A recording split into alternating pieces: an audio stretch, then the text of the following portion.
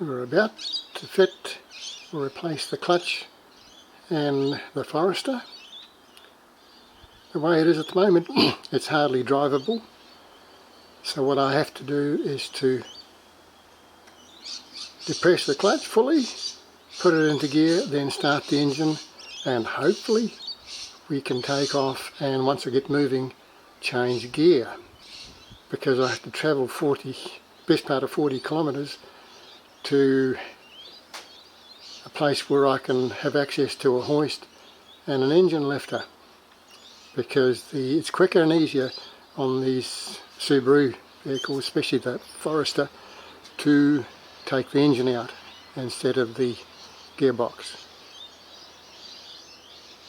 Clutch parts we've just picked up, the rear main seal and flange gaskets, fresh coolant.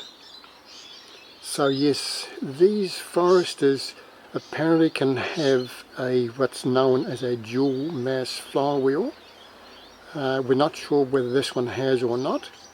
So I have a kit now that will include a standard flywheel, because those dual mass flywheels you cannot machine. So this may have been changed, but it's shuddering a little bit, so replacing the flywheel won't be too much of a problem. Right, this is going to be a very interesting exercise. I'm just letting the motor warm up, and so it can drop its idle right back down to as low as possible. Then I'll have to stop the motor, put it into gear, hold the clutch down, and then start the motor up again.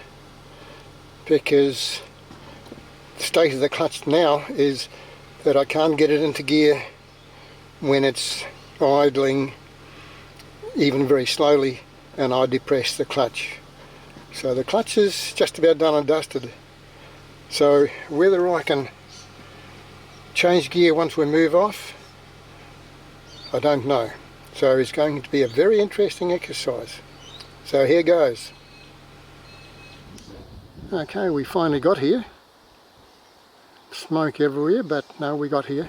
So I'm just in the process of about to drain the coolant and remove the radiator. Then we'll back it in over the hoist there and proceed to pull the motor out. Right, radiator and fan is out. You can see there we've got enough clearance between the motor and the air conditioning condenser. Take the battery out now, let the air conditioning compressor go in a minute, and the power pump. Then there's a series of plugs. Take that airbox off, engine stabiliser in behind. Progress is being made. As you can see, the motor is very close to coming out. We just have to let the starter go and a couple of bell housing bolts, then put it up on the hoist and get the released engine mounts and the Y exhaust. Save having to regas the air conditioning system, so we just unbolted the whole mounting there, mounting bracket, and just zip tied it to one side. Fuel lines all let go. Starter's just two more bolts in there, bell housing, and out it comes.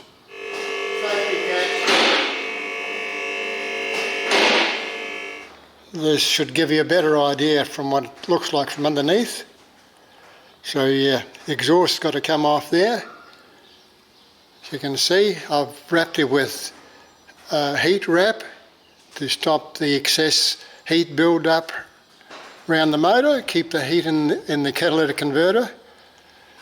So we just have to undo. There's the gearbox there, a couple of bolts there, and a couple of bolts there. Drop the exhaust. Worst fears realised. the clutch fork is bent, broken. So now we have to, you might be able to see the crack in there. I'll have a closer look when I get it off. So now I have to wait for one. That's the old flywheel, thrust bearing, clutch plate and a pressure plate. But we certainly didn't end up replacing the clutch kit too soon. As you can see here, the spigot bearing is basically collapsed. The thrust bearing is quite rough. So yeah, this is, you can see that bearing is just on the point of seizing up. I can't even turn it now. There you go. The bearing's not supposed to do that. So we're in a pretty bad way. So yeah, that's the dust cover. Dust shield. There's not even a hint of grease. Yeah, so we're in a pretty bad way. Clutch plate doesn't look too bad. It's not overworn. The rivets aren't touching yet, so that's always a good sign. Same with the pressure plate. But yeah, it's got no lip on it, so it still could have been used. But these are the dual mass flywheel. That's like an extra balancing plate that's separate from the main flywheel, and it helps to absorb the vibrations from the crankshaft and from the motor. And when you change gear, it takes some of the shock off your gear changes, so the gear changes are a bit smoother and it's not so hard on your gearbox. So, but we've gone to a non-dual mass flywheel, as you can see there, just a stock standard one, but quite a good kit. They obviously thrust bearing, spigot bearing there. They even give you a clutch aligning tool, so that lines up with your spigot bearing, and this goes into your clutch plate like that.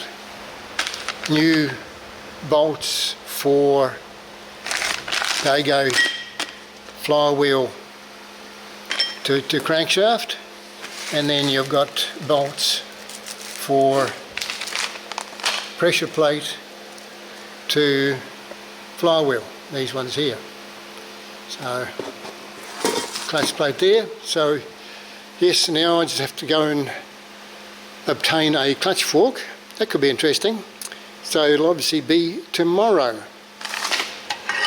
The clutch fork bearing presses down onto there, and when you depress the pedal, you push down on here. The fingers go down and release, take the pressure off the clutch plate.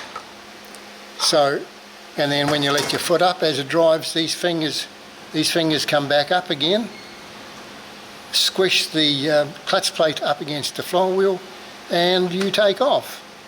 So the new clutch is in, new flywheel. We're back to a standard flywheel instead of the dual mass one. That's the clutch plate aligning tool they supply with the kit. As you can see, it's splined there. It goes into the bearing and lines everything up. Jolly decent of them, wasn't it? Right, motor on the engine hoist. Gearbox has been jacked clear of the subframe because the engine mount bolts are quite long. They go through there. Coming down. Try not to drop it on the floor. Going down on it. Pull me back. I'm leaning on the goal.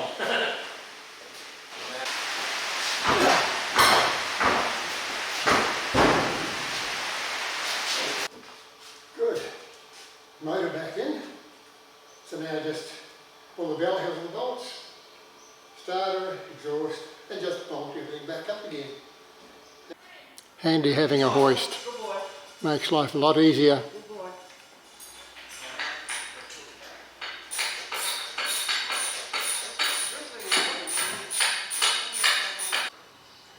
All done.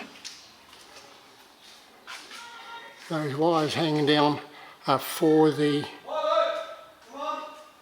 sensors on the exhaust on the catalytic converter, so they'll get clipped in, plugged in once we get it down on the floor.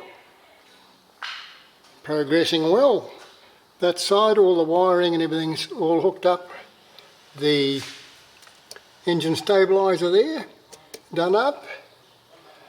The power steer, hosing and so on, pipe work has all been done up. The main plug there, you can see there, that's basically all your sensors and everything to going to the ECU inside. So all we have to do now is remount the air conditioning compressor and bracket onto there. Fuel lines all been run. Just have to put the cables back on the starter there, and I have given the clutch a test. It feels okay. There's the new slave cylinder there. It feels a lot stiffer and it's a full pedal. Fancy that. So just the heater hoses to go on. Subies have got quite a good idea. That's a bleeder, so you fill it up with coolant, unscrew that plug, it's got an O-ring on it, and it pushes the air out, because Subies are notorious to try and bleed the air out of if you've done a coolant change or you've drained the engine or something like that. They're notoriously bad. Sounds rather sweet. They're a nice motor, these boxer motors.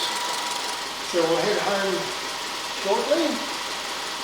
But yes, we'll just jump in and prove the point that it works.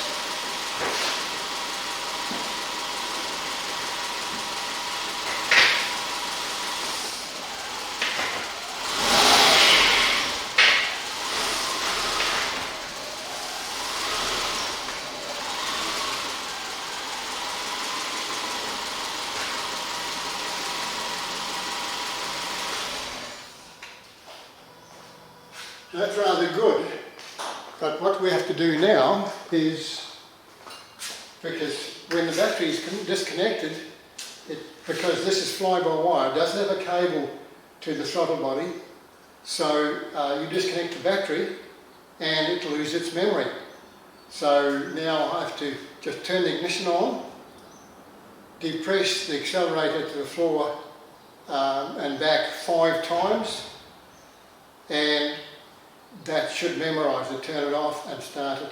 Otherwise what happens is you come to the lights, suddenly take your foot off the accelerator, it will almost stall, sometimes it does, but fault is it's very shuddery and then it'll settle down. But yeah, so you have to teach the ECU where your accelerator pedal is, so full throttle, 0 throttle, that 5 times. We should be right, so I'll do that now, and 4 times, 5 times.